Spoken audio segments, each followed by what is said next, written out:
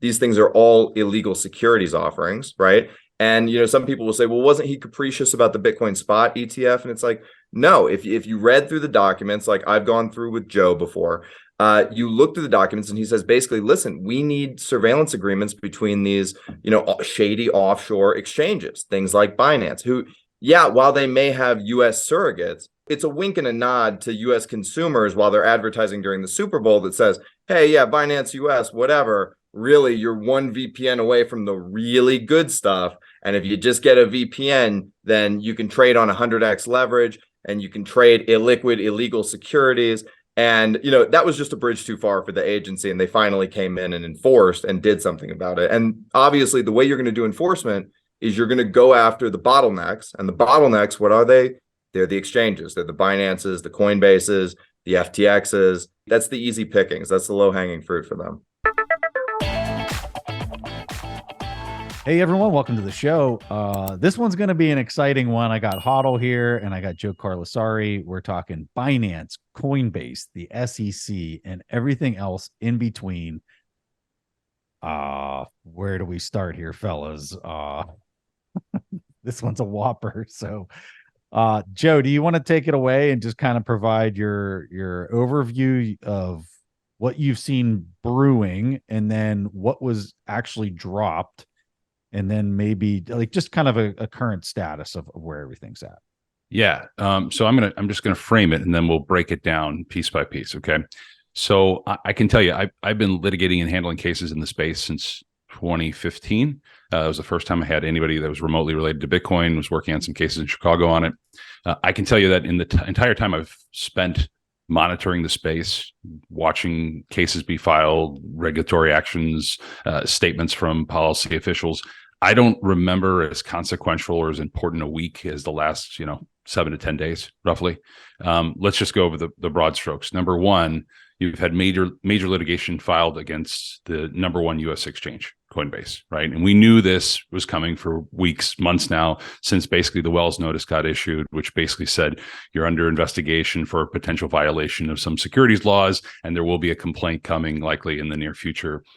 Submit what you want, but our minds are effectively made up. So you got the Coinbase action, and then you've got even more significant, in my opinion, is what's going on in a case against Binance, where there are portions of the Coinbase action that are copy and pasted right into Binance, but you also have all these additional allegations about commingling of user funds and wash trading and not monitoring your platform and using US-based accounts to move money in and out of the United States and controlling a US entity, which you're claiming publicly you have no involvement of. And there's basically a bifurcation and a wall between the two. So you've got major pieces of litigation. And on top of it, like a minor story in the litigation front is this action by 11 separate states where they issued rule to show causes for cease and desist orders about selling unregistered securities on your platform in the case of Alabama, Illinois, and many other states. So you've got that whole piece of it, right?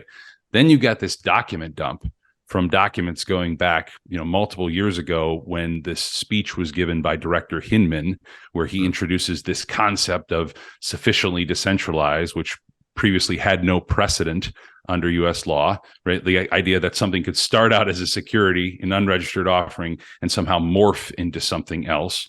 And all the documents showed confusion and a lot of questioning at the SEC.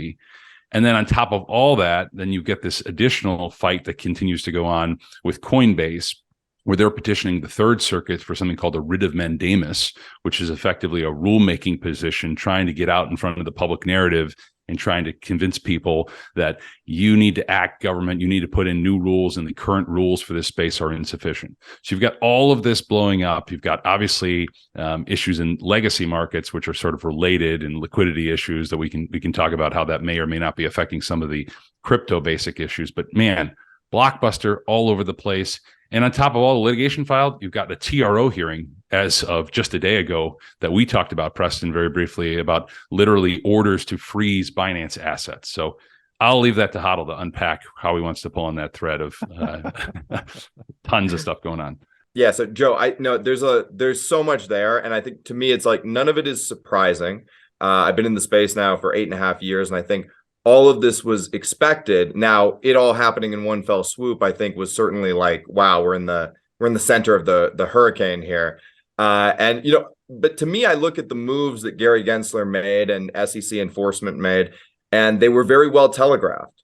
I mean, basically, he told you over and over again, repeatedly, like, in my view, in the view of the agency, these things are all illegal securities offerings, right?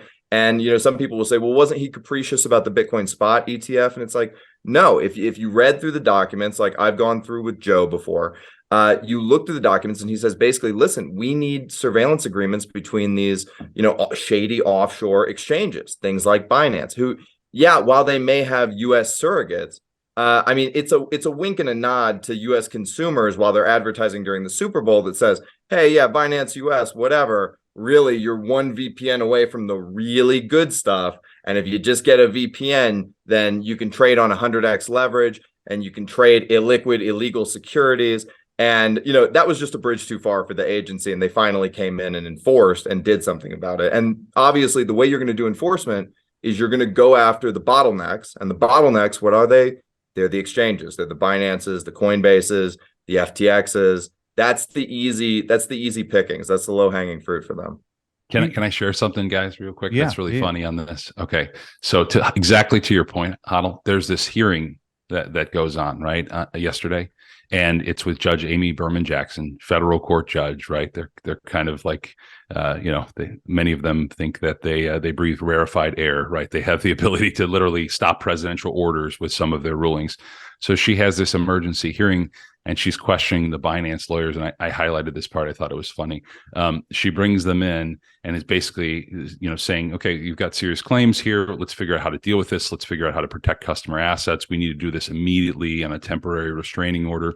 And then she makes this comment. She says, some of your claims that you're shocked the SEC thinks you're dealing in securities, they ring a little hollow. The surprise you're expressing, especially in light of CZ's statements over the years, she's saying, and the fact that SEC banned Binance from doing business in the United States in 2019. This appears to be an extension of that and overlapping ownerships and relationships. So she's going in there literally questioning them, saying, how are you guys realistically saying you're shocked that this enforcement was coming, right? Literally, like, it's been all over the papers. It's been in every public statement, every public interview that he's given. Gary Gensler says, I look around at these exchanges and I see nothing but unregistered securities. I mean, isn't that really kind of a little absurd to go out and say you're shocked that the SEC is filing suits? And by the way, Coinbase, by extension, is saying some of the same stuff with their public statements about how they're so surprised that the SEC would go down this path. Well, you also have this video that surfaced of Brian Armstrong, the CEO of Coinbase, saying that he had a conversation with, was it Gensler or the SEC, and they informed him a year ago that there's Bitcoin and then everything else is a security. Was what he communicated in a recent video that he was in, that this was disclosed to him a year ago. Oh yeah. So this is the disingenuous nature of some of these arguments. And I really think it's a PR campaign at this point, guys. So let's just take public statements. Let's take them at their own words, so there's no debate. Brian Armstrong said in his own public statements on Twitter that he has met with the FCC 30 times. So whoever's saying, that they won't sit down with them or give them a meeting, that's total nonsense, because Brian Armstrong is saying we have met with them and sat down 30 times. Okay, and then you now know that Brian Armstrong's taking the position, well, they won't give us a path to register. They won't give us a path to compliance. So how do you reconcile those two statements, combined with Gary Gensler's statements that everything in your platform is a security? I'm not in those meetings. I don't know for sure, but just speculating, being in similar meetings, what happened in the meetings where they said, listen, you're not going to violate the law and come in here and beg for forgiveness and ask for us to give you an easy path to become compliant. We're not going to do that. If you want to get compliant, remove it from your platform, seek proper registrations. Don't come after you've violated things and beg for forgiveness, and we're not just going to, slap you on the wrist. So that's what happened. And if you're Coinbase and your business model is built on trying to push these things on the public, and that's how you make profit, there's no way you're going to give that up, right? Instead, you're just going to complain about how you don't like the rules. And this is the confusion in the space. They're shifting the narrative from there's no regulatory framework. They're trying to push there's no regulatory framework, we don't know, when in reality they just don't like the current framework and they're trying to move around it. That's a major distinction. So there's so much to unpack here. So let's just go through a little bit of it. In the old days, right, in the early 2000s, traditional tech VC was basically like, you planted a bunch of seeds and most of them were going to go to zero or near zero. And you might have one unicorn in there, but you weren't going to get liquidity on that unicorn for a decade, right? It was a really hard game to play. So when these token economics came in 2017, when the ICO era popped up, you basically had this incentive mechanism where the key phrase that the VCs were using was short time to liquidity. This was all throughout the Valley and all on Sand Hill Road. Everybody was saying it. If you came in with a startup idea and your pitch deck didn't have a token in it, it was suggested heavily to you that you add a token to it, because that token allowed the VCs to take liquidity directly out of the public markets day one. And then they didn't have to go for the ride. They didn't have to take the risk, right? And so this was a panacea for Silicon Valley VC. I mean, this fixed the core thing that was wrong with their industry. So you can see why they were so heavily geared up behind it, right? Now, you have this problem. The SEC has a big problem with what's going on, and they deemed all of this behavior illegal securities. And they say, listen, we went through this in the 1920s, and we know what is and is not a security contract. And it doesn't matter that you slapped a bunch of digital mumbo jumbo on it. These are still at base level, regulated securities and you need to come in, and you can't do this anymore. So this was unpalatable to the Sandhill VCs, the guys like Andreessen Horowitz and A16Z. And they basically said, you know what? We're going to do a regulatory end run around Gary Gensler and the SEC. And in fact, this went so far that they were actually championing a new enforcement agency that would allow them to continue to play three-card Monte with the general public. Now, this is something obviously that was a bridge too far, and it went on, it got so big post the liquidity that came in after COVID that it had to be shut down eventually. But you can see why the VCs thought that an Uber-style approach, right, where you break all the rules, you do what Joe was talking about, you come in and ask for forgiveness after the fact. They thought that this was going to be their best shot forward. And, this was an all-out blitz from them. They bought lobbyists in DC. They did everything they could to try and, get the SEC to see their view. And if the SEC was not going to see their view, then they wanted a new agency which would see their view.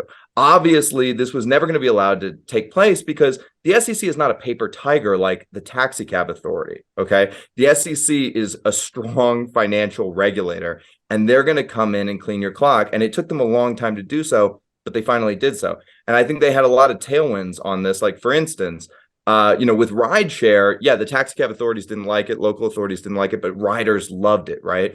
Well, retail investors got hosed during this last cycle, and they got hosed in 2017. And, it seems like basically twice was enough for most people. And if you look at the polling on, cryptocurrency, it's negative basically across the board, because the public, it took them 2 cycles, but they finally got wise to the game that was being played, and they realized that they were the suckers at the table. Dang. So Jason and I talked about back before FTX blew up, you had Sam Bankman-Fried there working the Hill and getting the CFTC to have a much larger, stronger position. To HODL's point there, was this all part of the VC charade that was being played to circumnavigate the SEC, or was that because Jason was very scared about what was basically being brewed out of SBF's antics on the Hill. This is probably 2 months before FTX collapsed, where everybody on the Hill was basically taking money from the guy. He was shaping the regulatory side, the laws that were being, or not the laws, but the bills that were being shaped. Was that what was happening, Joe, in your opinion, or HODL? Was that something completely different? To touch on that real quick, I think we can get to Binance from there, because something that happened during the FTX debacle is, Sam Bankman-Fried was donating to both parties across the aisle. And he had also promised up to, I think, $1 billion, which was reported in the headlines for the 2024 election. So this guy was a major player in Washington, and basically everybody had taken money from him. Okay, so when FTX blew up, there were a lot of very powerful people that had a lot of egg on their face, and that's never a good thing. Now, if you remember, the way this blew up was on Twitter. And where do the political elite hang out? They hang out on Twitter. So this happened in the public square in full view in front of everybody. And the perception was, whether this was right or wrong, the perception was that CZ Binance, okay, took Sam Bankman-Fried out in the middle of the street and shot him in the head. That's what everybody saw on Twitter. That's what people in Washington saw. And when you do something like that, you paint an extremely large target on your back. And there had been investigations into CZ Binance from U.S. regulators beforehand, but now it was like, the game is on. We are coming for this guy. We're going to get this guy. Yeah. Wow. I'll just tell you, I do not think these cases would have been filed if they would have gotten a bill through Congress, some sort of crypto omnibus bill.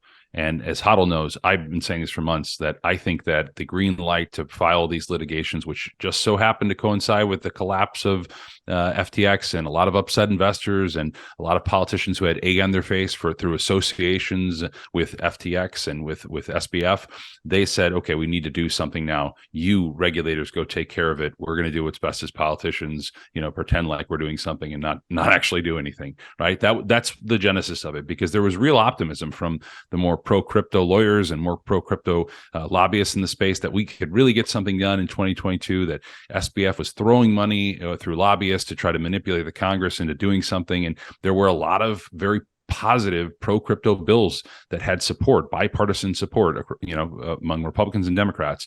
But again, once it all blew up, I think that all fizzled and they said, okay, take the gloves off, go get them, SEC, CFTC, DOJ.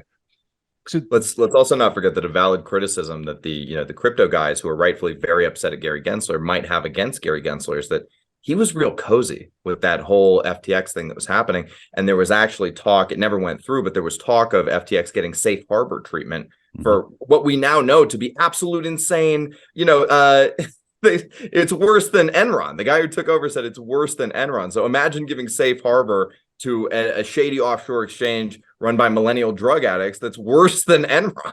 It's absolute craziness when you think about it. And he would know. Right. Well, so these were super high powered VCs that we're talking about here that had all these investments that were trying to I love the Uber example, because I think it's a perfect example that everybody can understand, where they're just trying to move so fast that they just outflank the regulators. But when we think about the revolving door between high powered financiers and government bodies like the SEC, I guess I'm surprised to see them come down, especially when you have such high powered people at play here, like Andreessen Horowitz. Like, my Lord. And I mean, they're just one of many that were involved in this total scam with quote unquote crypto. So do you guys, are you surprised that they're coming down so hard, considering the people that are at play, or do the rest of the people that are the participants in the market, the traditional financiers, the Wall Streeters, are leading the charge against some of these VCs?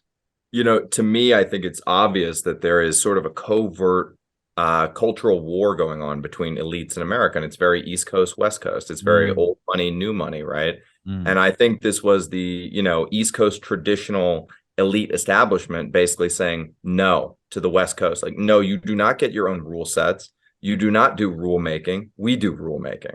And they basically cracked the whip on them. So to me, it was expected. It was always going to end this way because the power is still in New York. It's not in Silicon Valley.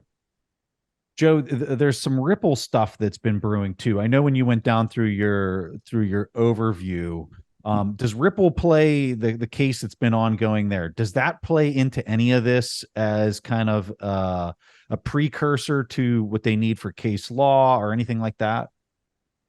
Well, so let's tackle this a couple of ways. So just to clear the record, okay, about the SEC and their success rate, they filed more than 150 cryptocurrency related actions. To this date, they have not lost a single one, despite the folks that have been continuing to focus on Ripple Labs, which admittedly is a very long, drawn-out suit. I mean, it was filed back in December of 2020, and we don't have a motion for summary judgment. I've been on this podcast a few times talking about it at least, and even when we get the order, guys, I'll just guarantee you, one thing I know for certain is if the SEC wins, it will most certainly be appealed by Ripple Labs to the next level, and if Ripple Labs wins, they will appeal the order as well. The SEC will, to take it to the next court. So I don't think this is resolving anytime soon. But I guess the big news and how this is all playing in is because I referenced the earlier release of the so-called Hinman emails, which I referenced earlier. Those have been all over the XRP army's Twitter feed these days, talking about how there was confusion about the status of Ethereum, and Ethereum was referenced as potentially at the time not being a security because it had been quote unquote sufficiently decentralized, whatever the heck that means. But aside from that, right, that doesn't really affect Ripple directly, right? There aren't documents, or at least extensive documents, where the SEC is opining on the legal status of XRP. There's some mild references, but they're not anywhere near as supportive as some of the things that are said about XRP. And I guess the argument that's being advanced in Ripple Labs, to the extent that it relates, is this notion of fair notice. Okay, there's this defense under the law. It's a constitutional defense that says if it's too hard to understand the law, if we can't understand what an unregistered securities is, then we, of course, cannot comply with it. It would be unconstitutional for you to bring an enforcement action when it's not capable of being known. There's major problems with that, okay? One of which is that we know from the SEC's own documents that they obtained from Ripple Labs that their own lawyers advised them that these things were potentially securities. So it's pretty hard to go forward with a straight face and say, we had no idea these things were securities, when your own lawyers are revealing or telling you that they could be securities. And then you're taking that document, guys, and you're pushing it towards exchanges to try to get XRP listed. That's how it became, what would ordinarily be attorney-client privilege would only be between the client and the law firm. They were turning it over to exchanges to say, list our token. Here's some arguments why it might not be a security, but we kind of think it is. Holy. So there's no way to run from that. I mean, listen, so there's been a lot of discovery, a lot of rulings. We're going to get an order on it. I don't expect it to resolve it, like I said, because there's going to be appeals. But at the end of the day, the securities laws in the United States are fact specific.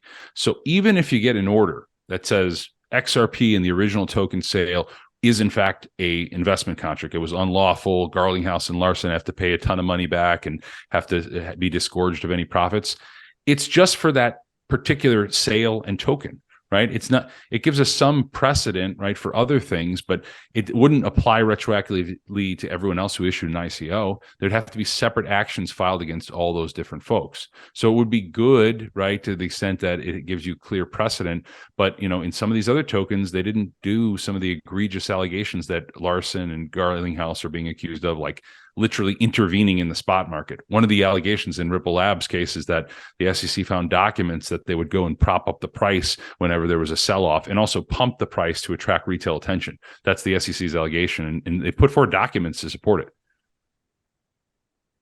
Could some of that be used? Let's say they do get a ruling. Let's say they don't appeal it. Could they then take that and use it as they're fighting some of these exchanges to say, look, this token is just like these other 10 tokens on your exchange, and they're all securities, so like stop it? Or yeah, no, I mean, listen, if they have a ruling from a federal court judge finding implicitly that a certain token or asset is a security, and then they turn around and file a lawsuit against an exchange, it's pretty easy for that issue to have been resolved in the other form, right? This underlying issue about what the thing is precedential and has been resolved by another court. But you got to remember the Coinbase lawsuit. So we can get into it, some of the allegations, but it's really three parts. And this is the thing that I think it would be helpful for the listeners to understand. The Coinbase suit alleges, number one, okay, that they have this Coinbase Earn program where they're using the proceeds of staked assets, and they're paying effectively a yield. And the SEC is saying that itself, that activity, is in fact a security. It's an investment contract, and you can't do that.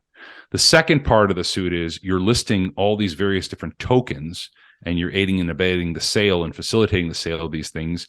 And those things that you're selling are in fact securities. The third argument that they're making is that you, as an exchange itself, okay, you are not properly registered.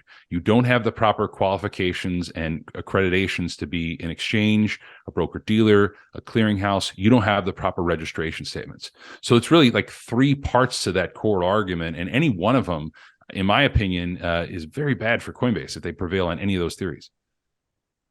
Okay, so let's talk about the staking in a little bit more detail. So they're acting on behalf, like anybody can go out there and stake coins. And I'm just going to try to argue the counterpoint here, and then I'm gonna let you take it from there, HODL or Joe. So if I think the number's around like $50,000 worth of ETH. If I like around $50,000 of ETH, and I've got a lot of coding experience, I guess I could stand up my own stake to validate transactions and earn yield with my own, setup here at my house. Because that's such a high threshold for most investors, they're outsourcing that to exchanges to do that on their own behalf. So, when I'm looking at a stock, let's say it's Apple stock, I don't have a choice whether I'm going to collect the dividend or not. I'm going to get the dividend if I hold that particular stock. With Ethereum, that's not the case. Like if I'm holding Ethereum and I don't stake it, I don't collect any yield. But if I do decide to stake it and put it to work, I am collecting the yield. So it is slightly different from like the mechanics of how you're collecting the yield there. Like you're not guaranteed a yield unless you're doing certain engineering functions, right? And so like I guess I'm trying to look at it from the SEC's vantage point of like how they're saying that's like a security when it is a little bit different, the mechanics of it. Yeah. So the mechanics are different, right? There are, depending on which asset you're talking about, there's different mechanisms and vehicles through which they can do it. But overall, I think the SEC's issue is this: the very activity of doing the back end, right, staking it yourself through chain. They're saying that the customers are relying on you to do that technical part of it, and that then Coinbase is taking a commission on that. As alleged in the SEC complaint, it's somewhere between 25 to 35%. So you wouldn't even get the same amount, a commensurate amount, if you were doing it natively on yourself, right? They're skimming off the top. So that's a concern, right? You've built a business model off of being a middleman and doing the hard part for them, and then taking a portion of that and refunding it back. But the other problem from the SEC standpoint, if you read their complaint, is that they're saying, well, you're putting this out into the marketplace and you're encouraging people to stake your assets there. And in many cases, they're offering yields higher than they would natively on chain. How does that work, right? Like that's an interesting little wrinkle in it. If it's not the same as if you were to go out and do it on your own, through some back end, maybe pooling of assets or issuing loans, somehow they're monetizing that beyond what the native protocol yield would be, and they're taking a commission out. The math is kind of weird there. Yeah. Well, without rehypothecation, how is that possible? Well, no, they are rehypothecating in the Ethereum ecosystem. So the minute you stake your ETH, you get a proxy token. You don't get one, but you have to go to the market to get one. A proxy token called staked ETH. So if you can prove that you've staked your ETH, you get a proxy token called ST ETH. And so basically, they just immediately rehypothecated all of the staked ETH, and it's a massive problem in Ethereum. If the ST ETH peg ever unwinds, it's a catastrophe, essentially. Yeah, I'm like mouth wide. Yeah. I can't even like comprehend what you guys just said. That's insane. Listen to this part. This is from allegation 319 of the Coinbase complaint. Running a validator node is often expensive. This is the SEC's allegation. They say it's often expensive due to the cost of the equipment and the software needed to stake. But through the Coinbase staking program, investors are paid those expenses or avoid paying those expenses because Coinbase operates its own validator nodes to earn and pay investor rewards.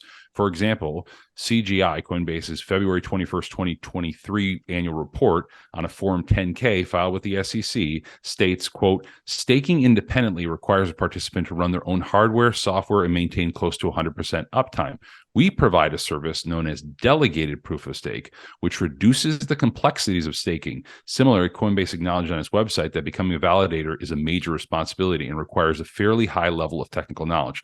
The reason all that allegation is in there, right, is because the whole core of the Howey analysis, the core of the securities analysis, is that you're making money. You're getting an expectation of profit based on the hard work of others. And Coinbase is going out into the marketplace and putting on their 10K that they're doing all this hard work for you. They're making it much more simple. They're doing it, and you can expect a yield. guys, that is Howie. That's a security. That's the whole point. Don't buy the orange groves directly. Buy shares of our orange grove, and we'll give you some of the profit. That is a security. So I'm still battling this, right? So when I think of a security, there's employees that are inside that corporate veil that are performing they're building a product or they're making a service, right? That's adding value to a customer, right? This would be equivalent to, let's just go to like Robinhood, right? And let's say I own Apple stock and I have it on the Robinhood. So the productivity that's happening inside of Apple, the company, and let's just say Apple's paying a dividend, that is earnings, that is profit that's being generated by Apple employees that's then being paid to an owner, which would be me.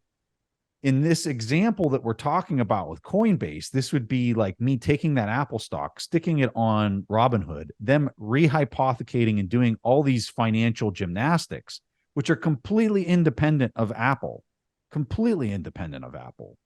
to create a yield by borrowing and lending through a fractional reserve, disaster. But they're doing it and they're creating some type of yield, and then they're paying me that yield from Robinhood. Like Robinhood employees are performing those actions and then paying me, which I see as being very different than Apple's security token or stock or whatever you want to call it in this case. I see those activities as being very different. Yeah, I mean, they go into pretty fine detail, right, on how that the actual native staking on chain and what you see with the Coinbase Earn program are very different things. For example, there's a quote in here in the complaint that talks about how Coinbase no longer purports to maintain reserves of stakeable assets. In and around October of 2022, in response to an FAQ on this website, can you trade or send funds while earning rewards? Coinbase states, you'll typically be able to cash out your cryptocurrency that's earning rewards as you would any other currency. It is not natively staked. Cashing out may be subject to different factors, including but not limited to your account history, transaction history, and banking history. So there's a lot going in under the hood with the management of the assets, where the Coinbase employees, in your example, they are doing things. There are, there's pools, they're lending, they're engaging in various different activities. That is not just, okay, we're going to stake it on chain. So now let me argue with myself. So in the example that I described earlier, if Robinhood was performing these functions, I would be paid in dollars from Robinhood employees. I would not be being paid in additional Apple stock from Robinhood employees. Mm-hmm. And when we look at the Coinbase scenario, you're being compensated in additional ETH that's coming out of the protocol. I just wanted to jump in here and tell you about this new valuable resource that we created for you. The biggest challenge to taking control of your personal finances, improving your investment returns, and building a better future is just getting started. This means getting organized, having a plan, and being disciplined. As Mark Twain once said, the secret to getting ahead is getting started. If you're not satisfied with where you're at financially, whether that be not having enough savings at the end of each month, watching your cash being eroded away by inflation, or maybe you're not sure where to get started with investing. Down in the description below, we put together a free guide for you called The 4 Simple Steps to Take Control of Your Personal Finances and Life. You can get this free guide by clicking the link in the description below. And stuff that's not coming out of the protocol. That's the point. There are bonuses for their staking program as well. They're contributing additional crypto from God knows where into the stake services to make it more attractive for customers. It says they offer staked bonuses to participants during special periods. For example, there's a quote from June 2022. Stake at least $100 to earn a $10 bonus. We'll deposit $10 in ETH to your account within 45 days. That's it. You don't have to do anything else. That's from a promotional item on Coinbase's website. So that's a customer acquisition marketing scheme. Yeah. Yep. Which is independent from the protocol's payout. They're going to have to buy that themselves and then pay that to the customers. And right. Yeah. So if I'm just trying to play devil's advocate, right, and I'm looking at this and I'm saying, well, like this is different than stock, like Apple stock, right? Like if going back to the example that I had with Robinhood, like them paying me or getting something issued out of the company that's like programmatic to issue more stock for basically depositing and not moving the equity around is basically why they're paying it out, is so that it drives the price up, right? That's the mechanism that's being employed here. I don't know that you've necessarily seen something like that. I think their better case, from if I'm playing the SEC's role, is to really go after that. There's all these videos of Vitalik, and I'm just going to use ETH as an example. There's plenty of others tokens that we could use as examples, but the ETH one is so well documented with Vitalik. I mean, there has to be 5 or 6 videos that just clearly demonstrate that this was an equity from day one, as they were using Bitcoin to basically finance them standing it up. They're stating that they have marketing teams, that they have this many coders. Like, I would think that would be such a stronger case to say, hey, Coinbase, you have a listed equity token here on your platform, and you can't have those because you're not even a registered exchange. Don't you think that that's a much stronger case than the staking piece? It almost seems like it's an attack on proof of stake. Well, I would agree with that, but keep in mind that's in this suit. I mean, they list numerous assets. Okay, forget the earn program, forget the staking program. Yeah. In this particular suit, they list numerous assets they believe are in fact unregistered securities, and Coinbase is selling them. So that's part of this suit. That's the first category we were talking about. And then they have even a broader category, which is, okay, let's assume that just one of these things is in fact a security. You have to register in the United States as an exchange. Mm-hmm. And that falls within our jurisdiction as the SEC. And you never did that. You never properly registered it as an exchange. So, right, it's a massive complaint. When I think I was on the Bitcoin Layer talking with Dr. Jeff Ross about this, and you could have filed a complaint like you're suggesting, where it's very narrow. It's just going after the staking, or just going after a few tokens, or just going after a certain small amount of their business. This is the whole gamut, right? They filed a complaint literally questioning their right to exist as an exchange. It could not get more broad than this. The only way I think you could tailor a more broad complaint is if you added in every token on the platform that could even potentially be a security. And just to clarify, it seems to me that it's not necessarily an attack on proof of stake, but it's an attack on delegated proof of stake. Is that correct? Yeah. Right. And also, I think, Preston, when you go back to the initial ICO for Ethereum, it's my belief, Joe, you can correct me if I'm wrong here, but that it falls outside the statute of limitations. Right. And so it is. Yeah, the SEC will probably not be going after them, right, for the original ICO launch of Ethereum. But I do think ETH2, is there something there? Could they go after them for the transition to proof of stake? That's an interesting. Yeah, that's the question. So one of the emails that we got, it was kind of fascinating. I tweeted it out. It talked about how their current understanding of how Ethereum is presently constituted back in 2018, they didn't think it was a security, right? Based on our current understanding of how this thing is constructed. They're commenting in all those emails, and Director Hinman is opining on proof of work Ethereum, right? It's changed radically. And then the question becomes, well, why did it change? Who is leading the change? Does someone control the change? And that's where you have potentially securities laws get involved. And if folks that were leading the change and were, cultivating that upgrade, and they still to this day maintain that, and it doesn't work without the man behind the curtain making it work, that raises issues. And I think that's why they've tried to leave the door somewhat open. You've noted, like in public statements, Gary Gensler has been far more reluctant than some of his predecessors to speak on the legal status of Ethereum today as presently constituted. That is, in my opinion, intentional. Yeah, I do think sure. I do think Ethereum has potentially the most political cover of any one of the cryptocurrencies, the altcoins, right? But it still is not, it's not bulletproof, essentially. Like, there are a lot of people that think that, what Hinman said back in 2018 is like case closed, that's gospel. Like, to Joe's point, it is not. Can we go back to what you said a moment ago, HODL, about the delegated proof of stake, right? And I think it's a fair point that you have to distinguish between proof of stake and an attack on proof of stake versus delegated proof of stake. But, okay, just to steelman the other side, do you believe, I mean, what do you think as a market participant, the natural way this goes? I view it more as delegated proof of stake being dominant as long as it's allowed to be, right? Why do I have to mess with all this? I'm going to put it all onto Coinbase and they'll do it for me. And I can just, take a dividend, just like Preston says, and use the familiarity with the equity market in the same way with Ethereum. So to me, attacking delegated proof of stake is an indirect attack on proof of stake.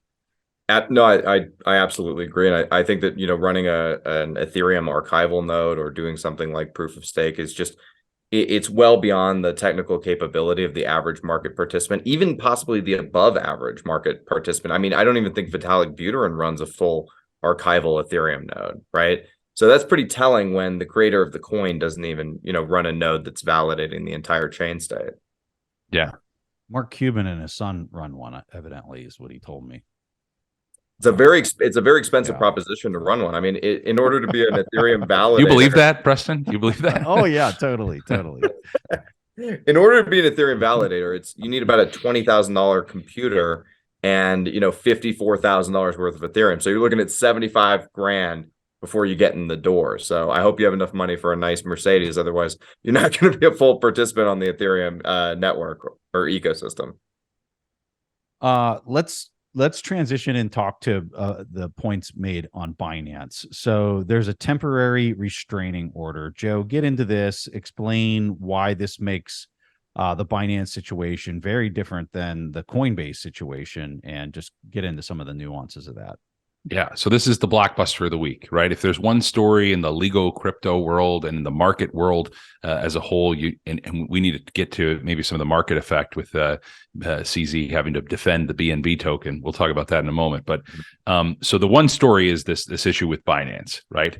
Okay. So when you normally file a lawsuit, guys, you file the complaint, you walk up, or actually you don't walk up to the courthouse anymore. You just file it online. You get the stamp, and then you go work and serve the defendant. And the whole process at the get-go is very slow moving. It can take months before you even get service on the defendant. And then after you get service, it can take months before the defendant even appears, and they may file a motion to dismiss, and that might get briefed. I mean, I've had cases where my clients have been sued, and the case doesn't even get moving for a year after the suit is filed. Literally 1 year after it's filed, we finally start getting into discovery and moving. This is the exact opposite. This is rocket docket. They filed the complaint, and within days, they had a TRO on file, which is an order. It's seeking immediate relief from the court, basically saying you need to act right now because Americans' deposits in Binance are at risk. We are nervous that the control of Binance US is really under the control of a foreign national in CZ, who has openly flouted U.S. jurisdiction, who has used it as his piggy bank, move funds in and out of the United States, who has basically retained control over all of the assets. There's allegations in this 1,000-page submission that was put forward with tons of citations and documents that show, CZ had most of the shards or access to most of the shards for all the crypto assets held by Binance US. He was a signatory on tons of accounts belonging to Binance US. And even though openly he's saying, no, we don't have any control, it's an independent exchange that has no association with the broader Binance.com, they put forward compelling evidence, which the judge even cited, saying there's a lot of evidence here that they put forward showing that there was substantial control by the international of the domestic. In particular, one thing I'll just highlight is that they actually showed almost $1 billion flowing out of the United States from certain accounts that were supposedly belonging to Binance US in March and April. What happened in March and April? Obviously, there was that banking issues, and there's allegations about signature in here and some other U.S. banking institutions. So a lot of stuff there that needs to be figured out. So the SEC files this emergency relief. They say we need to be heard immediately in court. We need to safeguard U.S. deposits. We need a full accounting. We need to freeze all of Binance's assets. We need to have a receiver in there to look at things, to know if the data we're being given about what assets are held and the balances of certain accounts is in fact true. And we need to do it now. So they filed this. It was presented yesterday before the judge. Binance did the smart thing. They conceded a lot, saying like, we'll agree to make sure this is all in the hands of U.S. persons. We'll agree that we're going to have an accounting at some point of all the U.S. based entities. But they fought on what they needed to fight on. So what do you think they needed to fight on? They don't want any of CZ's personal assets froze, and they don't want the international frozen. Those are the key issues that they fought on vigorously, and it was smart, right? So it all resolved yesterday with the judge saying, well, look, you guys agree on a lot. There's some issues that need to be carved out and resolved. I'm going to refer you to a magistrate judge, which is also a federal court judge, but someone who is not appointed in the same stature as the district court judge, and they can go handle this discovery dispute and try to come back and come up with some agreed order, rather than the judge throwing down an order to freeze all these things and to handle this. Let's just see if you can agree through a mediation to some consent decree, some consent order to safeguard assets. So that's where it stands. How much time did they give them for that? 48 hours. Wow. Okay. So Yeah. this is So we'll hear about it tomorrow. Yeah. Okay. Wow. Yeah. So it seems like they're going to play nice so that they can protect those two major interests that they have on the international front and CZ's personal interests. Where does it go after that, Joe? Like, does this get really messy? I think it's going to get extraordinarily messy. And let me just say, there are a couple things that I think, and we talk about this quite frequently, HODL, that really sort of, when I saw the notation on the docket, my eyebrows perked up, because I'm like, okay, something's going on here. They're a little nervous. There was an appearance filed by a notable criminal defense attorney in this case, which the SEC case is civil, right? But what happens frequently in a lot of civil litigation is that you have a criminal attorney in the background. Most of the time, you don't even want them to file an appearance, but they're looking over what records are produced. They're advising the client to say, listen, if you turn over these records, you could face criminal liability. And sort of they're in the shadows saying, my one job is to make sure an indictment does not come. And that stems from, I think, an earlier report a couple months ago that the DOJ, the Department of Justice, was split on whether to indict CZ and indict Binance. So my guess is, and I'll just qualify this with some supposition, but I think the DOJ has looked at this rather closely. I think the DOJ, which typically would move before a civil organization, a civil complaint, they would file the DOJ indictment, and the civil would sort of take a backseat to the DOJ. I think that they smell something here. They think there's something we need to look at, but I don't think they have all the records. And my guess is they greenlit the civil enforcement actions to put pressure on Binance to get as much records as possible. And then the SEC, as they can normally do, they can do a criminal referral. So I would not at all take off the table the potential of a criminal indictment at some point in the future. I can't say it's guaranteed. I think you need to get records. But to your point, how does it all play out? It plays out where the SEC will push as hard as they can to do a full accounting of all records. And at some point, because there's been commingling of assets, and we didn't mention that clearly, but there's this overarching allegation that the Binance.com entity has commingled assets with the U.S. entity. If I'm a federal judge and I hear that and I see substantial evidence of that, HODL and Preston, I open the door to everything. If you're mixing and matching across accounts, across entities, the other side gets to see it all. And my guess is it will come to a head when at some point they will show the trail from Binance.us to the international and say, we need to see behind the curtain over there what's going on with the international. And, that's kind of a black box, right? That what is behind the curtain at Binance.com. But I would think to me, go ahead, Paul. No, go ahead. I was just going to say, to me, when I saw the Reuters article about the Department of Justice being split, my immediate first thought was this thing is a psyop to get this guy on U.S. soil so that they can arrest him. Like, that was what I immediately thought. Maybe that's overtly conspiratorial, but I think there is a there, and there's definitely criminality at Binance. I mean, that seems obvious to everybody who's been paying attention. Well, you can say things I can't, but I'll just tell you, just my personal opinion, Joe. Just my personal opinion, not a legal opinion. Yeah, well, I'll just tell you, if you're in these financial cases, right, I mean, particularly financial crimes, it's really important to get a full accounting of the records. And I think, Preston, I know you were really frustrated. Like, how is this guy SBF not in handcuffs? Like, immediately after the whole thing blew up and it was obvious, everybody knows what was going on. How is he not indicted and doing a perp walk? Okay, and the answer is because they want to have all the records. They don't move off half-cocked. They want to have every single piece of paper so that when somebody's in handcuffs, they know I got my standard of proof beyond a reasonable doubt. There's no way we lose this case. How about the BAM trading and BAM management part of this, Joe? Yeah, well, that's the U.S. entity. I mean, that's the whole basis of the suit. I mean, the U.S. entity is in the documents that have been released. It's basically a front for the international.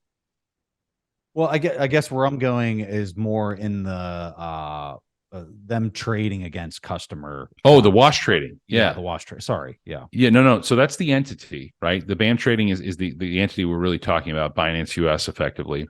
And the shocking allegations. And the best part of it, guys, is this: it's not just the allegations. It's not just you get a complaint and, well, let's see what evidence they have.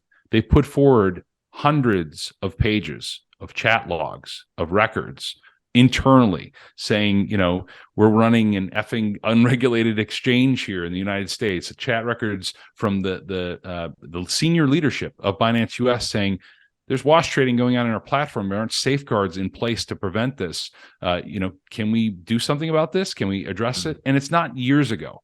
Like, some of these allegations and documents are from May and April of 2023.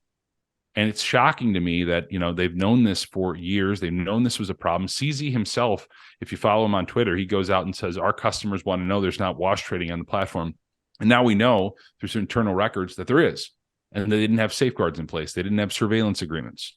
And by the way, this plays perfectly into the SEC's hands for the denial of the Bitcoin spot ETF. Let me explain why. Because their core, I think HODL alluded to this earlier, their core argument is you got one of the exchanges that has massive amount of spot buying of Bitcoin and spot selling, and it's a black box. They're not even making sure the trades are real and legitimate. So this will be Exhibit A in that action. Now, I'm glad you brought that up, because I wanted to touch on that as well. We're a hell of a long way off from a Bitcoin spot ETF. And what it's going to take is essentially a well-regulated U.S. entity that is Bitcoin only, that has significant volumes.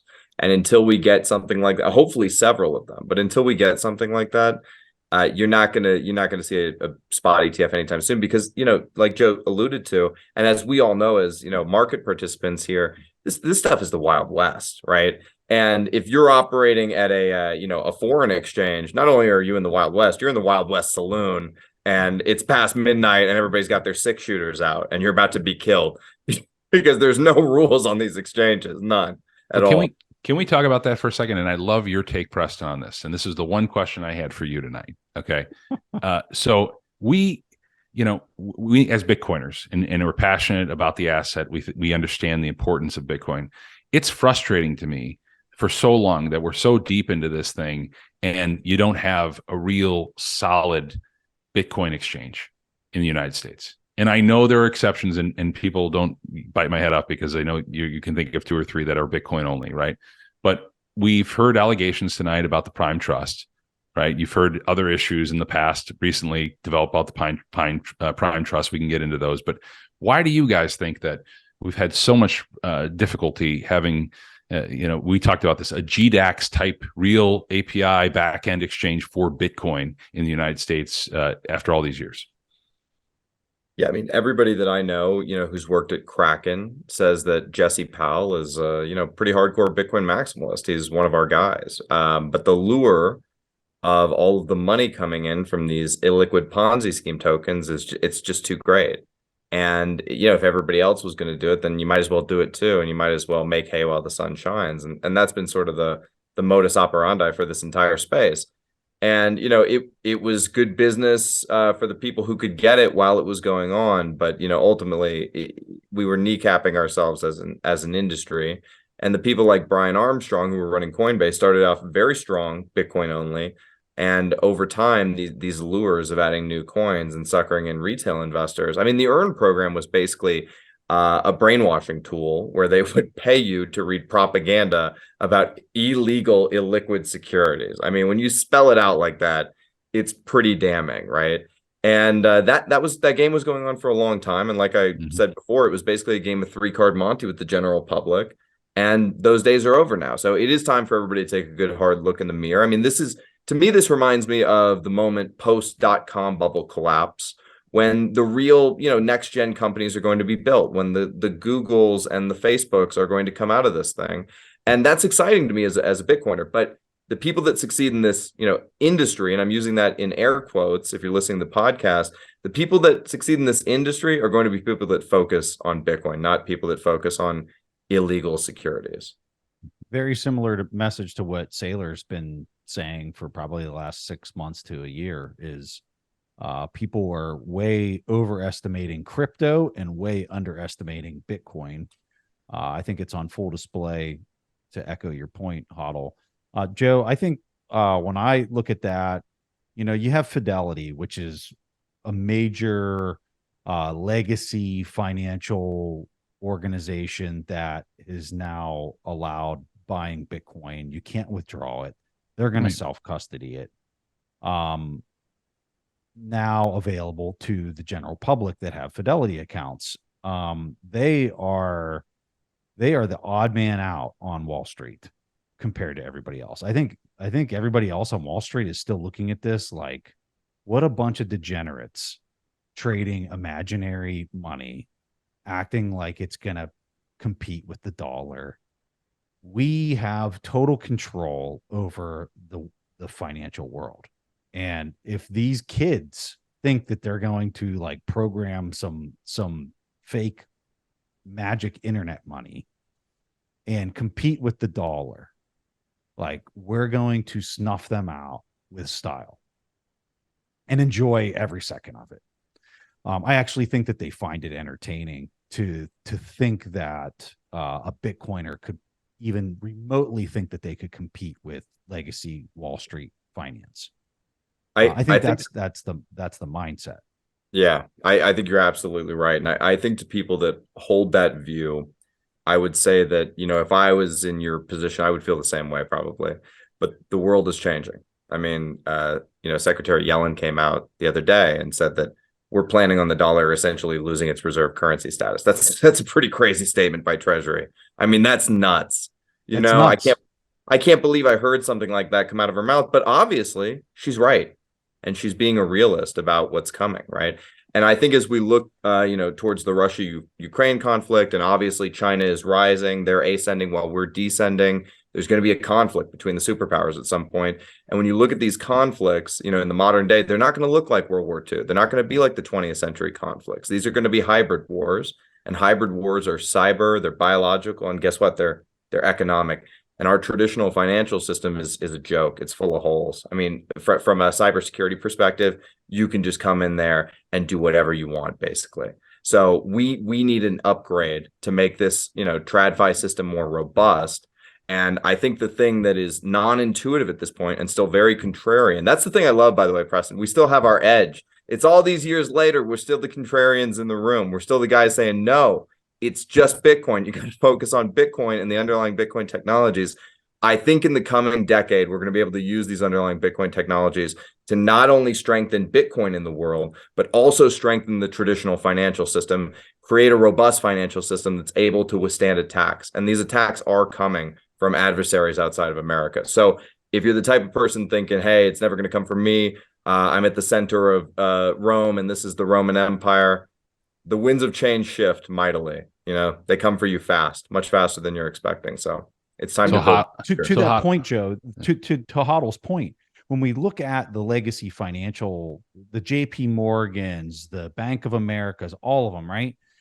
For the last 40 years, anybody who actually has real buying power, that's secured that buying power, either in equities or bonds, the value has performed. Right. They haven't seen it get eroded for 40 years until COVID. From COVID till now, they've actually started to see, and I've called it deflection in the bedrock of finance. Actually, Saylor is the one that initially started saying this, and then I just been chirping it since. But they finally started to see the deflection, and it hasn't been enough for them to be shaken out of their chair to act like the holders of all this buying power, the people that are truly controlling a large portion of the buying power. They haven't gone to your traditional Wall Street banks and said something is seriously wrong. We need a solution to this, right? At all. And so there's no reason for legacy Wall Street to take anything serious. I I think we're on the precipice of that changing in the coming 3 to 5 years. Like, I think it's about to get disgustingly volatile, especially in the bond market. And I think what's going to make it really hard for people is I think you're going to have a total melt up in equities in the coming 5 years. Like, you're going to see prices in equities that you can't even imagine, especially from like a PE standpoint. Like, if you're using traditional PE ratios, like, you might as well just throw those things in the trash can, because they're gonna be at multiples that you like make your eyes bleed. Because that's how these things play out from a currency standpoint, which is only going to add more confusion for a lot of legacy folks as to like where they need to position themselves for the changeover in currency. But in the bond market, it's going to be extremely evident that something is melting down. And I love your chart that you've been posting, where you basically take the equity market, and instead of putting dollars on the bottom, you put long duration bonds on the bottom, because I think it's a really interesting and neat chart to look at. Have you looked at it recently? I It's haven't absurd. looked at it recently. Oh my gosh, it's absurd. It's just exploding, right? Yeah, no, I wish I could share it, but let me ask you a question, okay, for both of you. So the consensus view, I think, right now, and I don't know if this is your two views, but the consensus view is that you're sort of in the late stages of the bear market here. You're building a base in Bitcoin, and we're going to be heading much higher over probably the next year. Beyond that, after the halving, if you believe cycle theory, that sort of thing. I don't, but let's put that aside. Let's just assume we're nearing the end of a bear market or longer consolidation. And I don't think these cases are going to resolve at any point in the near future. I think it will carry over into 2024, potentially into 2025 and thereafter. Do you think this changes the dynamics of the altcoin Bitcoin market? Are we going to get another Bitcoin bull market where you have the alts popping off again, and you attract capital and dump money into the alts? I know that we have a friend, obviously Brad Mills, who talks about very, very vocal. He's been saying for like the better part of 2 years that he thinks there will never be another altcoin bubble, that it's dead. I've heard you, HODL, say things that you think there's going to be an AI altcoin bubble or identity altcoin bubble. Identity. Excuse me. Yeah. Identity. That's right. What do you think? Do you think that this is meaningful, all this legal, BS, or where do you see it? Well, I thought about this quite a bit, actually, when these actions started coming down. And I think that, unfortunately, my take on this is that there will be an alt season. It will exist largely outside of America, largely outside of developed markets, right? So, I mean, Andreessen Horowitz announced that they're moving some operations to London. London is another financial hub in the world that's, part of the developed world. But I think, unfortunately, a lot of the people that are going to be getting fleeced in this next cycle are in the global South. And, that makes me really sad, because I'm already starting to see American investors operate out of these Caribbean entities so that they can take part in these kinds of things, basically unencumbered. So, yeah, I think, unfortunately, you're going to end up in this situation where, like, much of the world is still hooked on these decentralized Ponzi schemes, and there's not a whole hell of a lot that we can do about it. So I do believe that you're going to see these things pump yet again. Now, there's going to be some energy where, inside of America at least, some of the people that are smart, sober, and rational will wise up, and they will either leave the space or they will double down and refocus efforts on being Bitcoin only. And you're already seeing a lot of the people that, I consider to be more fly-by-night moving from crypto into the new trendy stuff like AI, right? You can take a GPU farm that you were using to mine cryptocurrency, and you can use it to do AI stuff. So it's a real easy phase shift for these guys. I think that we're going to get rid of a lot of the bad elements, but I think, unfortunately, the bad elements are going to go overseas, and they're going to prey on, the underbanked in emerging markets. And that's going to be like a moral tragedy. And I will continue to speak up against it every time I see it, because I don't think it's right. And if you're an investor, I think that that's something that, should weigh on your conscience, and you should actually give heavy consideration to. I agree with everything HODL just said. And I would say that the primary marketing for this is going to be Bitcoin is X price, which is way too expensive for you to ever make any kind of money in it. But this token that I just made is 5 cents, and it could go to 25 cents or $1 like in 2 months. Like, that marketing pitch, how many times I talked to people that said that basically same thing. Like, oh, I wish I would have got into Bitcoin 7 years ago or 8 years ago. It's just too expensive. I can't afford one of those. Like, how many times I personally heard that, and I just like, oh my god, my head hurts. Like, it's a lottery. It's a lottery pitch, right? And I mean, I like to play the lottery too. I love when the lottery gets to like $1 billion and I buy a ticket, and for $5 or whatever, I walk around for 2 days having this dream of like, how great will it be? Oh, when I'm a billionaire, I'll buy a sports team. I'll do this, I'll do that. I walk around for 2 days thinking this, right? That's fine. That's a cheap dream. Everybody likes to do it. The problem with these altcoin things is that you buy that dream and they suck you in, and then you end up spending way more than $5. You spend tens of thousands of dollars. You get your friends and family hooked up into it like it's an MLM. And then all of a sudden your entire reputation and identity and your community are all wrapped up in these things. And if you're part of like the XRP army or something, you're going to fight to defend this, because this is you at this point. It feels like you're fighting to defend yourself, not like you're fighting to defend a scam, which is what they're doing in actuality. wow. Would you both give the same answer? There are rumblings of enforcement actions against VCs that are coming down the pipeline. Would you give the same answer if the SEC does end up going forward and filing enforcement actions in the realm of crypto against notable VCs? We'll leave it at that. I think that some of the mid-level VCs are easy pickings. I don't think these guys are very smart or sophisticated. Well, there's a lot of guys who, went from being a bartender to a crypto VC. I mean, let's just face facts. That's how it was. It was pretty ridiculous. And some of these guys ended up having, their fund's entire AUM on FTX, because obviously they've never heard of counterparty risk. These are not serious people, right? But I think the Andreessen Horowitzes and the Sequoias are going to be harder to go after, because these guys know how to keep things at arm's reach. It was never suggested, like, what they would do basically is, and I'd heard this from friends who were startup founders, you would go in with a great idea for a startup and you would have it back channeled to you that, it really, we're not really thinking about it at this time, but honestly, if there was a token on your roadmap, it would be a lot more interesting, right? And so it's sort of this implicit understanding that you need to add a token, and a lot of the impetus was put on the founders in that case. So I think it's gonna be hard to tie it back to the A16Zs of the world. They're very sophisticated. So crazy to me. Joe, what's the chances of an asset freeze on Binance for customers? So if somebody's listening to this and they have funds on Binance, like, you need to get those off of Binance, right? But what are you doing? Don't stop listening to the podcast. Stop. Hit pause. Go now. Yeah, exactly.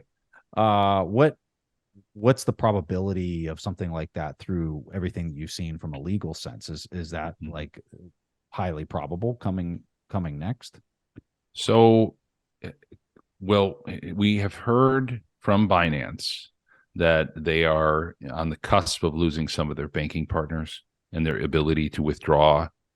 This is Binance US, to be clear, their ability to withdraw dollars in the United States off the Binance US platform. So they're actively encouraging people, get your dollars off. We're going to be probably crypto only moving forward. So that's one part of it. So if you're talking about the assets on Binance US that are crypto assets, my understanding is if the consent order goes through, it will allow them to withdraw, customers to withdraw crypto assets on the Binance.us platform. And I think the SEC has agreed to that.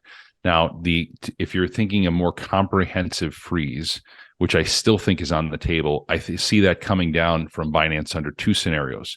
Scenario one, which is probably the most probable, is if there is an accounting or records, as I mentioned, because of the commingling issue, that identify US-based accounts that are somehow held in off the US platform in the custody of Binance.com, the international. I think a judge would look at that and say, wait a second, this is outside of the United States. We need to get back this money immediately. I'm going to issue an order, because they've consented to the court, that this needs to be frozen immediately. That will be subject to additional records. And I still think the SEC is not confident that they have all the records. During the lead up, even as late as June 2nd of this month, they were getting contradictory information from Binance's lawyers and their auditors about how much assets were actually held by the Binance.us platform. Never a good thing when you're contradicting your own auditors about how many assets you hold on the platform. And that's put forward with some compelling evidence by the SEC. So the scenario number one is, just to recap, is if there are new records that show commingling between international and US. In my opinion, though, the bigger issue and the more likely scenario where you'd see a total freeze of the assets is if there are some documents or evidence that is uncovered through this process that is referred to the DOJ, and the DOJ acts on a criminal basis. That I would rate it, if they move forward with an indictment, a very high probability that those assets are totally frozen. So, Wow. if you're using these platforms, right, and you understand there's an active investigation and there's a federal judge compelling Binance on a daily basis to turn over records, you can't sleep good at night having any money on that exchange. And I'm not trying to be, a fearmonger here or promote a bank run. That's not what I'm doing. I'm just saying, practically speaking, it's in an uncertain situation where it can develop very quickly. I mean, look at FTX, right? We heard rumors online about FTX, and as HODL alluded to, this back and forth with CZ, and within what, a week, 2 weeks, it was insolvent, effectively, HODL? It was like 3 days. It was like 3 days. Yeah, it seemed like a week, like overnight, and people were flying down to the Bahamas, doing sketchy stuff to try and get their money out. I mean, people were trapped, and I mean, you don't want to let that be you. And the cost of self-sovereignty here in this space is like about $100, $150 for a good hardware wallet. That's well worth it if you got, tens of thousands of dollars on one of these exchanges. Get yourself a hardware wallet, look up some great tutorials online. Our buddy Ben at BTC Sessions on YouTube does a phenomenal job. Stefan Livera does a phenomenal job. They'll walk you through it. Go to the Cold Card website, CoinKite, Cold Card, buy one, look up a tutorial on YouTube. Boom, you're self-sovereign. Easy. Guys, I think we're going to wrap it up there, unless you have any other highlights or things that you think we need to cover on this particular topic for right now. Give people a handoff if you guys are good. Give yourself a handoff where people can learn more about you or follow your Twitter account. Both are just awesome places for people to learn more. I know. I'm sorry. Before we do that, one last thing that I wanted to cover: Bitcoin. So in all of these documents, which there's been a lot of documents and a lot of pages to plow through, Joe, I know you've pretty much plowed through all of them. Bitcoin is addressed very differently than anything else that is addressed as far as all these tokens. So real fast, if you can just kind of cover for people that are listening to this, we only cover Bitcoin on this show for the most part. What would you say to a Bitcoiner that's seeing all this and saying, well, my God, this sounds really scary? Yeah. So the first thing I would say is that just look at how Bitcoin came into being. And that's the big distinction between what the SEC has said versus all these other tokens. They lay out very carefully in the Coinbase suit and in the Binance suit about how all of these things are brought to market with promises of expected return. They're brought to market in a very centralized way, a very top-down controlled way. That is the complete antithesis of how Bitcoin came to market and how Satoshi developed this, and they developed it in a open source, decentralized way where everybody had a right. There was no pre-mine. Everybody could have came and mined on the chain. So really, you see very different origins and very different incentive-based structures. So the SEC in statements that are now public, right, in versions of the speech that Director Hinman gave that we alluded to earlier, he speaks in a very praiseworthy way about Bitcoin and how Bitcoin is very different from all these other things, and how it came to the marketplace is really key. And that's at the core of what the SEC is about, right? They're trying to say, we want to make sure that there's no incentive structure here where people can just put this in the market, pump something, make a quick buck, and take advantage of customers. Bitcoin is not that. It's not brought to market to take advantage of people. Yeah. I think the way I think about it is, there's been a lot of posturing, especially on Twitter, about the crypto guys being like, oh, look at you Bitcoiners. We thought you were libertarians. We thought you were free market guys. We thought you were laissez-faire capitalists. And look at you. You're cheering enforcement. Okay. Are you against the free market? And one of the framings I always say is, listen, free speech is part of a free market. And I don't like your behavior particularly. And so, if you're selling snake oil in the Western town, I'm going to stand next to you and be like, hey, this is gasoline. This is formaldehyde. You shouldn't drink this. Don't drink it. This guy is scamming you, right? And I think that, it's easy for them to say that, they're coming for Bitcoin next. And, there are going to be some battles. There are many battles left with the U.S. government over the fate of Bitcoin. I think one of the battles is, the curtailment of mining emissions, potential different tax rates for mining electrical use. I think there are potential different tax rates coming for you as an individual on cap gains. I think that there's a strong desire to dox all of the coins and all of their whereabouts, and that you may have to self-report that in the future, both for national security interest and for the interest of taxation from the IRS. There are many battles that Bitcoiners are going to fight with many different regulatory agencies. Some of them we're going to lose, some of them we're going to win, but eventually Bitcoin is going to win the war, and Bitcoin is here to stay. Bitcoin is a major part of this century, and not just for, America, but for the world, because this is a global phenomenon. Yeah. One thing real quick, Preston. This is the quote I'll just read for the audience here. This is from that speech I referred to, Director Hinman's speech years ago, right? And this is the SEC talking about Bitcoin. He says, and so when we look at Bitcoin, we do not see a third party whose efforts are a key determining factor in the enterprise. The value of Bitcoin turns on the efforts of decentralized miners and independent market participants' assessments of an open source payment mechanism. Applying the disclosure provisions of securities laws in this situation would seem to add little value. So he's basically saying that they get it, right? They understand how Bitcoin's different from all the rest of this stuff. We know Gary gets it. I mean, he's literally taught the class at MIT, and people can watch the class at MIT of everything that's ever been said about it. And his thoughts on Ethereum and some of the others and how they don't pass the Howey test. And this was Saylor's. Saylor's interview with Raoul Pal was, just incredible to look back and think that was 2 years ago, and just how on point he was with respect to how this was going to shake out eventually. Guys, I think you're both just too optimistic about what's coming in store. I'll just say this: I come down far more. I think this is going to be really impactful, guys. This litigation is going to have far-reaching consequences, and I think everybody's looking at this saying it's FUD in the crypto universe, and they're saying it's not going to be a big deal. It is a big deal. It will have their U.S. is not the only game in town, right? But they're the 900-pound gorilla in financial markets, and many economies, many regulators globally will follow the U.S.'s lead. So the folks in the crypto verse that have incentives to say this doesn't matter, I'll take the other side of that bet. Yeah, I'd agree with you, Joe. All right, guys, give a handoff to Twitter or any other things that you guys want to highlight. HODL, go first. Yeah, sure. You can find me on Twitter, American HODL 8, or I'm on Nostr a lot these days. Nostr is a really cool new emerging decentralized social network that you should definitely check out if you haven't checked out so far. So you can find me on there too, and give it to Joe.